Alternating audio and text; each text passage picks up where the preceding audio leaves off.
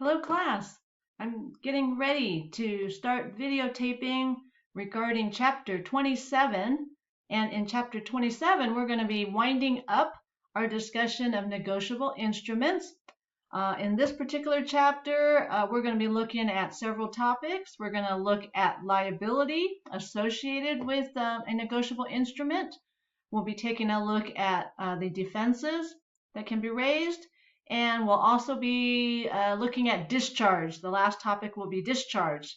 I've divided the chapter into several parts. I hope this will work a little better for us.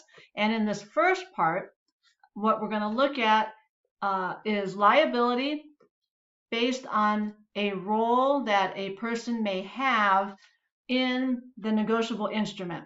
All right, so I'm going to switch out now to my PowerPoint. Give me a moment to do that. Let me see. All right, so here is the first slide with some content on it, and we're going to start with signature liability, like I said. So first of all, what are we talking about? We are talking about the kind of liability that comes from just having signed the instrument. All right, and there are going to be two types of liability that are possible. The two types are primary liability and secondary liability. In order to know which type applies, you first have to know what role is the person playing in relationship to the instrument. What capacity have they signed the instrument under? So you need to make sure you can ascertain that role or capacity first. Now, the second thing I need to tell you about this before we actually go to look at these roles is that these terms, primary and secondary, are not terms that are used in the UCC.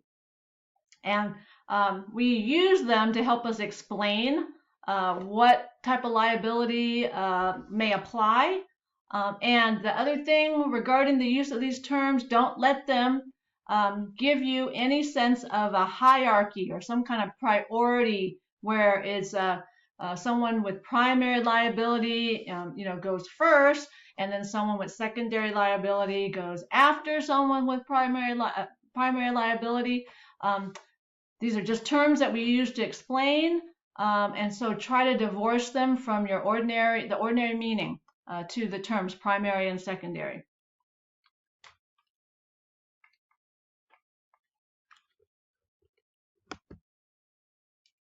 So let's talk about the possible roles that people who sign instruments may have.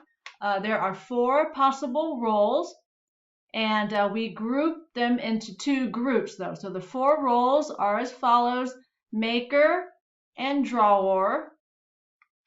And then we have the acceptor and the endorser. I'm going to back up now. Let's just talk about what each of these roles are. So the maker, you should be able to recognize this. The maker is the person who signs a promissory note. When the person is a maker and signs a promissory note, it means that he or she has undertaken the obligation to pay on that promissory note. All right, number 2, the drawer. You should recognize this from the drafts that we learned about in chapter 25. The drawer is the person who signs a draft, and by signing it, orders the payment of the draft. So think of a check. That's a typical draft.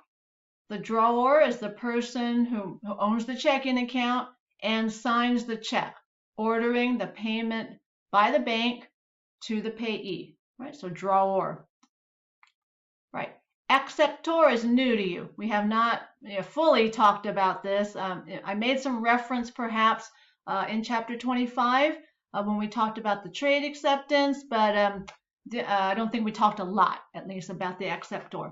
The acceptor is a drawee. The drawee who will accept the instrument. How do they accept the instrument? They accept the instrument by signing it. And by signing it, this acceptor is agreeing to pay it. Hence, we have this idea of acceptance, right? Calling them an acceptor, right? So remember on the trade acceptance, I hope you remember, the person who was buying the goods, when they got the instrument, along with the goods, they signed off on it, thereby promising that they would pay it down the road a few months later, right? And that made them into the drawee at the time, all right? But also an acceptor. They have accepted that trade acceptance, all right?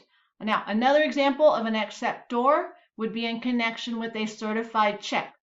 The certified check is an ordinary check that a customer would write on their account at the bank, and the bank will then check the balance in the account and will certify that those funds are there. And so the bank takes the ordinary check and stamps it to say that the money is present, and whoever looks at it and relies on it can rely on it, knowing the money is there. All right, that's the acceptor. The bank would be playing the role of the acceptor.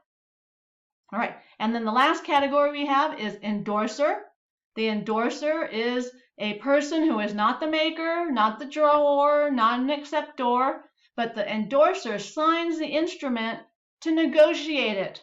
All right, just like you when you get your paycheck, you're a payee on the check, you want to cash it, you want to deposit it at the bank, you sign it, you're the endorser.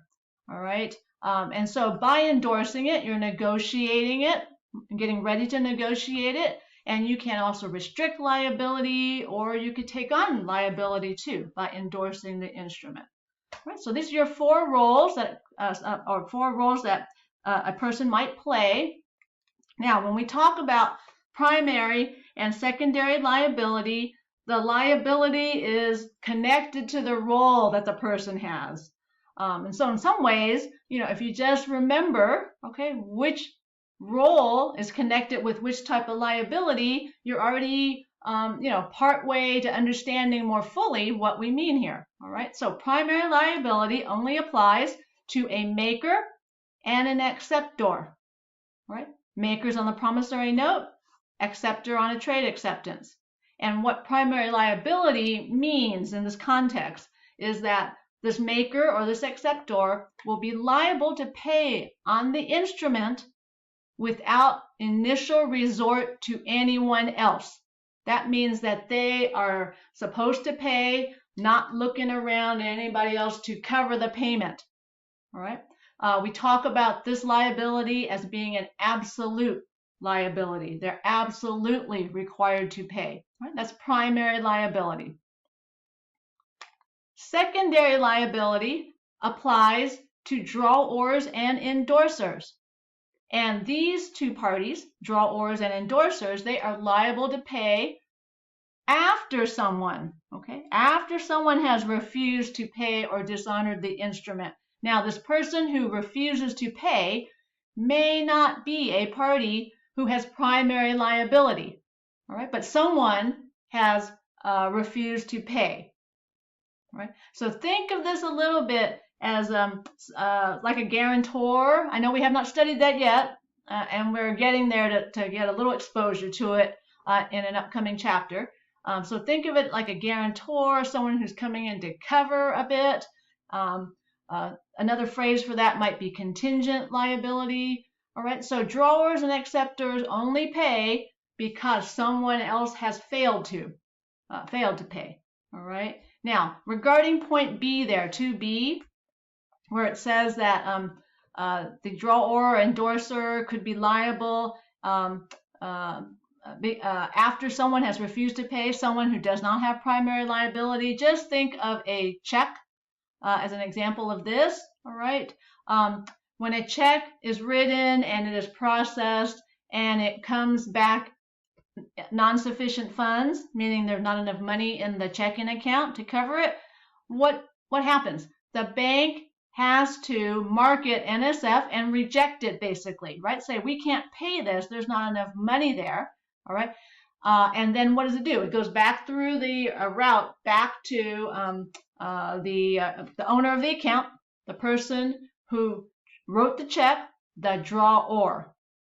All right. So the drawer only pays, though, because the bank has turned down the check. And the bank is not a person with primary liability, right? The bank is not a maker or an acceptor. So this is why it's very hard sometimes for students, because the language throws you off a bit, all right? But a drawer would have secondary liability. Right. Now, what we just talked about, you may not fully, realize the importance of it yet, all right? But it becomes important when the instrument is dishonored, all right? When a maker or the acceptor refuses to pay. Notice of the dishonor also takes on importance because when a maker refuses to pay, then we need to tell, other people that are involved in the instrument before their liability can start to run. All right, so just try to take note of that dishonor is important. Knowing about the dishonor also becomes important. I don't emphasize, timing and notice as much with you. What I really want you to learn, though, are these roles that we just talked about here, the 4 roles, and to learn about primary versus secondary liability. All right, this is the end of part 1, and we'll pick up with some more on signature liability in part 2.